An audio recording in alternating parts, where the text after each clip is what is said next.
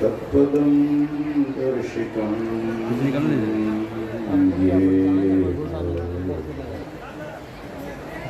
तस्मै श्री गुरुवे नमः। चैतन्यः शाश्वतः शान्तः व्योमातीतः निरञ्जनः बिन्दुनादकलातीतः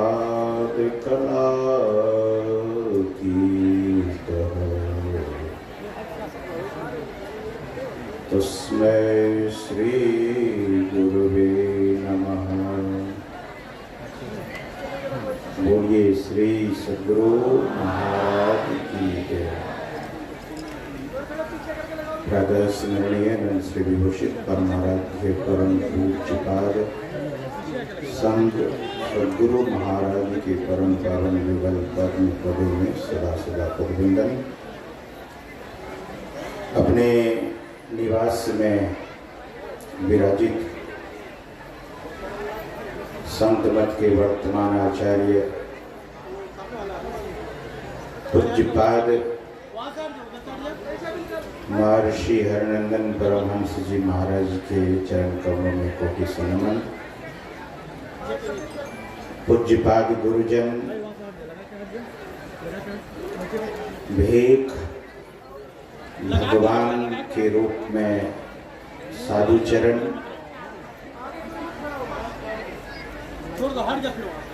महासभा के सम्मानित पदाधिकारीगण, सदस्यगण, स्थानीय स्वागत समिति के पदाधिकारीगण, सत्संग में समुपस्थित परम सम्माननीय सत्संग प्रेमियों, सदात्माओं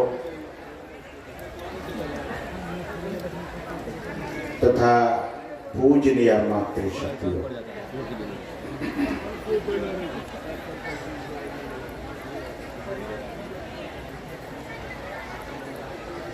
भगवान श्री कृष्ण की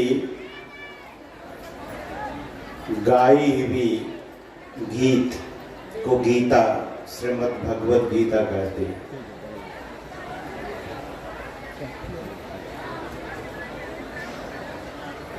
और उन्होंने गीता के दूसरे अध्याय में एक बहुत महत्वपूर्ण, वैसे उनकी सारी वाणी महत्वपूर्ण है,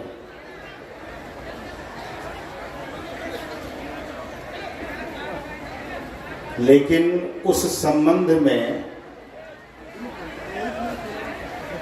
वे हम आपको ज्ञात कराते हैं। जो हम आप पाठ सुन रहे थे मुक्ति के संबंध में, ज्ञान और योग के संबंध में,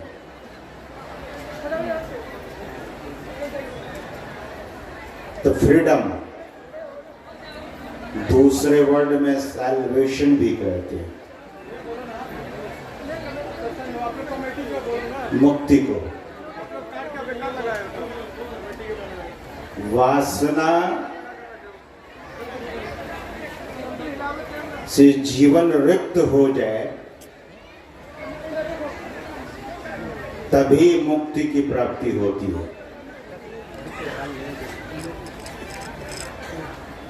और सज्जनों, गीता को अवश्य पढ़ना चाहिए। हम जिस संस्कृति में जन्म लिए हैं, बढ़े हैं, पले हैं, अपनी विरासत को जरूर संभाल कर रखना होगा। हम सनातनी हैं, हम वैदिक हैं, लेकिन गीता के श्लोकों को नहीं जानते। उंगली पर गिने चुने लोग ही गीता के संबंध में कुछ कह सकते हैं। भगवान श्री कृष्ण के संबंध में संत सद्गुरु महाराज ने कहने की कृपा की कि भगवान श्री कृष्ण महायोगेश्वर हरि, और भगवान शिव के संबंध में उन्होंने कहने की कृपा की कि भगवान शिव योगीश्वर हरि हैं, वे आदि शिव हैं। सज्जनों, अल्बर्ट आइंस्टीन ने कहा है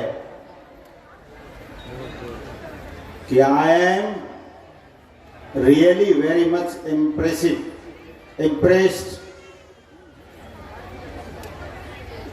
the knowledge of Bhagavad Gita. मैं प्रभावित हूं भगवद गीता से, and my life was aimless when I have studied the Srimad Bhagavad Gita. I got the light and I really came to know about the human life and what is the goal of human life. Mister Albert Einstein उन्होंने ऐसा कहा। तो भगवत गीता में भगवान श्री कृष्ण ने कहा कि प्रजहात यदा कामान सर्वान पार्थ मनोगतान आत्मन्यैवात्मनः तुष्टः स्थित प्रज्ञस्तदोच्यते। जिस व्यक्ति के भीतर से प्रजहात यदा कामान, सभी कामनाएं समाप्त हो गई है। न जाने लोग किस किस कामना को लेकर बंधन में पड़े रहते हैं। बहुत बार देखा गया है कि जो अध्यात्म खोजी है, स्पिरिचुअल वर्ल्ड के जो सैर करते हैं, वे लोग भी कामनाओं से युक्त होते हुए देखे गए। भगवान श्री कृष्ण ने कहा कि आत्मन्येव आत्मना तुष्टः, आत्मनेव आत्मना तुष्टः। अगर इस शब्द को हम तोड़कर देखेंगे, दरअसल में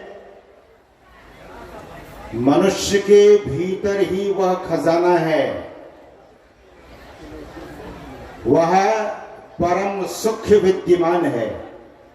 The ultimate happiness is existing in every human being.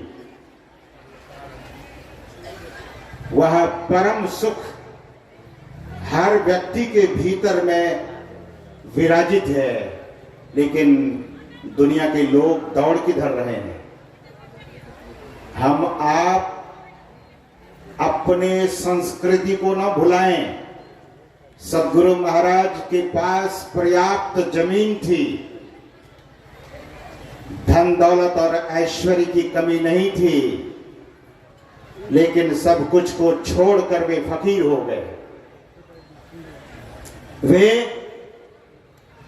साधु जीवन में रम गए और पूर्ण गुरु बाबा देवी साहब के प्राप्ति के बाद वे पूर्ण संतत्व की प्राप्ति कर लिए। ऐसे संत सद्गुरु महाराज जो भूले भटके हुए मानव को दिशा देने का काम किया, हम आप कल्पना कर सकते हैं कि वे कितने करुणावान थे। जीव मात्र को सुख देने के लिए, शाश्वत शांति प्रदान करने के लिए वे दर दर पहले भटके, और अभी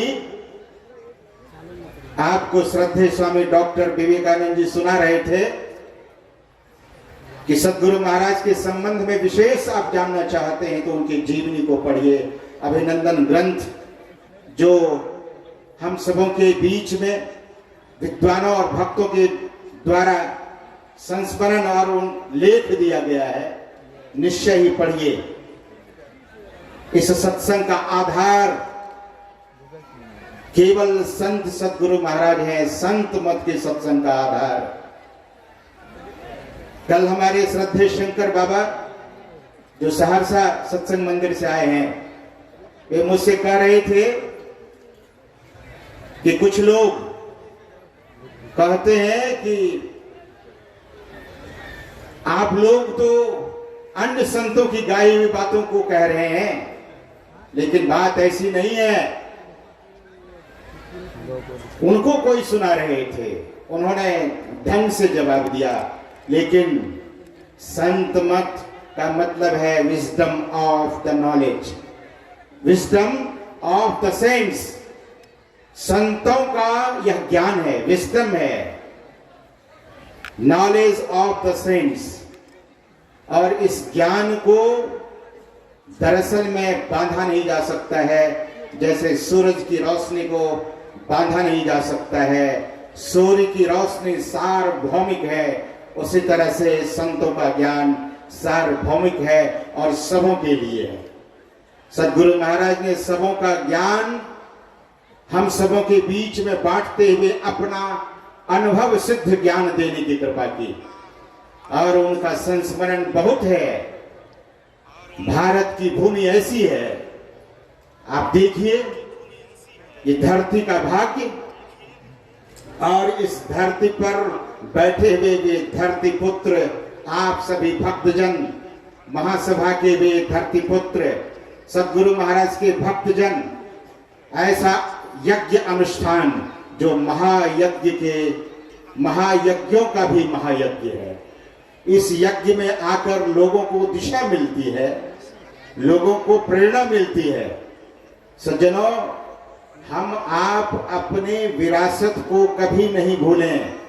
स्वामी विवेकानंद जी महाराज के संबंध में हम आप कई दिनों से सुन भी रहे हैं।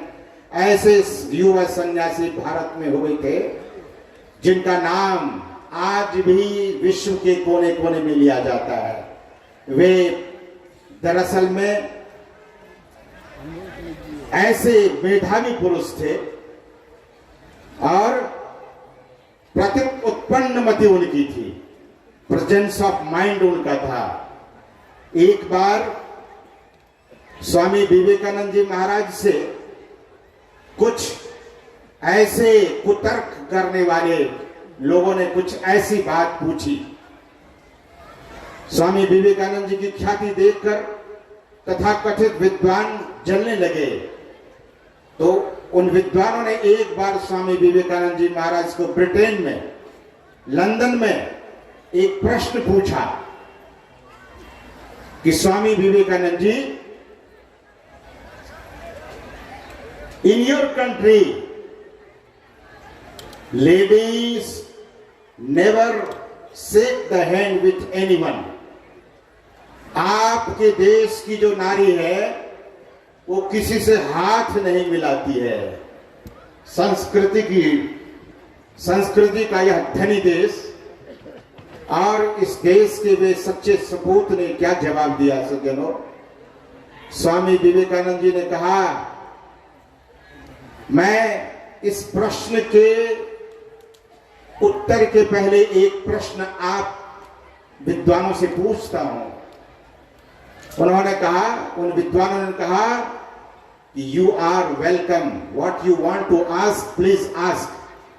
स्वामी विवेकानंद जी महाराज ने कहा कि इस देश की जो महारानी है, ब्रिटेन की जो महारानी है, वो किसी से हाथ मिलाती है? Does she shake hand with any citizen? या और कहीं भी किसी से हाथ मिलाती है? तो ब्रिटेन के वे विद्वानों ने कहा कि नहीं नहीं, हमारी महारानी किसी से हाथ नहीं मिलाती है। स्वामी विवेकानंद जी महाराज ने पूछा, व्हाट इज द रीजन? क्या कारण है जो आपकी महारानी हाथ नहीं मिलाती है? तो विद्वानों ने कहा कि because she is the queen of the Britain. वो ब्रिटेन की महारानी है, इसलिए महारानी किसी से हाथ नहीं मिलाती है। तो स्वामी विवेकानंद जी ने कहा, देखिए भारत की हर नारी महारानी है, इसीलिए भारत की कोई भी नारी किसी से हाथ नहीं मिलाती है। सज्जनों, ये हम आपकी संस्कृति है, लेकिन न जाने आज के युवान भाई बहन किधर जा रहे हैं। मैंने देखा एक जगह लड़कियां भी गुटखा खाकर और उसके पौच को यूं गिरा रही थी।